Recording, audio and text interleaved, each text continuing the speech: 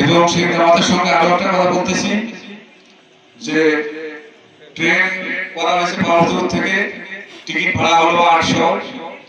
আপনারা যারা যারা যাওয়ার ইচ্ছুক তারা আগামী শুক্রবার বা শনিবারের ভেতর বুড়াহাটে আমার সঙ্গে যোগাযোগ করবেন।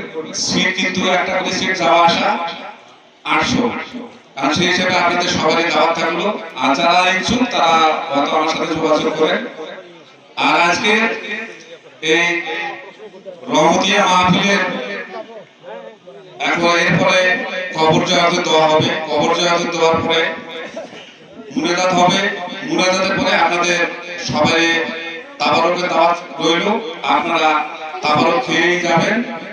আর তার পাশে একটা কথা বলি, একটাই আমরা দুনিয়াতে চলবো, আমরা অনেকেই প্রতিবাদী করি, অমুক করি তমুক করি, সেই হিসেবে আমাদেরকে মরতে হবে। শুধু আমরা এইটাই চিন্তা করবো যে আমরা মরবো, আমাদের মরা চিন্তা যদি আমরা করি যে আমরা মরবো।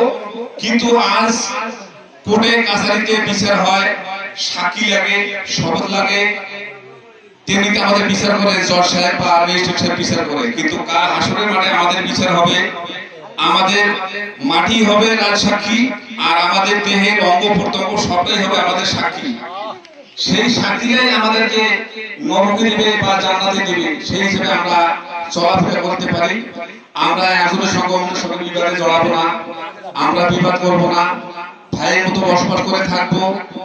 আর জাকের ভাইয়ের কাছে খাওয়া দাওয়া বলেছিলেন যে এক জাকের ভাইয়ের মহব্বত নিজের ভাই হিসেবে সবার গুণ মহব্বত। কিন্তু সেই প্রেক্ষিতে একটা কথা আমার আসলো যে জাকের অনেকে আছি, ইমানদার অনেক আছি। সহজে এক নারী মার্কেটে গেছে, বাজার থেকে আপুয়া দুধ নিয়ে আসছে, এখন সেই দুধটুকু নিয়ে আসিয়ে পাতিল দিয়ে জাল দিয়েছে, দিয়ে তারপর দেখা যায় উতলিয়ে পাতিল বোলাই হয়ে গেছে।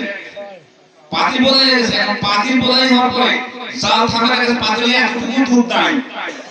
তো অনুরূপ আমাদের যে ইমানদার হয়েছি, মসজিদে অনেক প্রতিবাদী করি, এটা করি, কিন্তু যদি জাল দিয়ে ভেতর দিকে দেখি আমাদের ভেতরে ইমান নাই। আর ইমানদারের জন্য হলো ইবাদত, আমরা আগে ইমান আনবো, তারপরে আমরা ইবাদত করবো। এখন ইবাদত দিয়ে আল্লাহর নৈকট্য লাভ করা যাবে। এইগুলো আমার কথা শেষ করছি। আসসালামু আলাইকুম।